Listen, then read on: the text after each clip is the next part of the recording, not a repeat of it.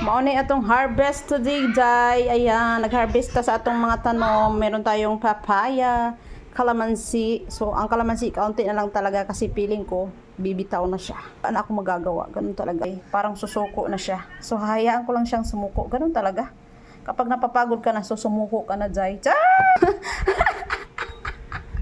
Sa banal, pahugot pa person. So, meron tayong saluyot, Jai, dahil magbubulang lang ang person. And then, yung ating rambutan, nag-harvest na naman ako. So, yung iba hindi siya na-harvest kasi sobrang tataas na talaga. So, hahayaan ko lang talaga silang malaglag kung kailan nila gustong bumitaw. Ganun. Hayaan mo lang talaga. Dami sinabi, Jai.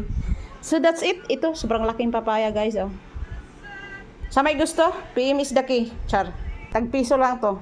Sa gusto, binibinta ko lang tagpiso. Joke lang, eh.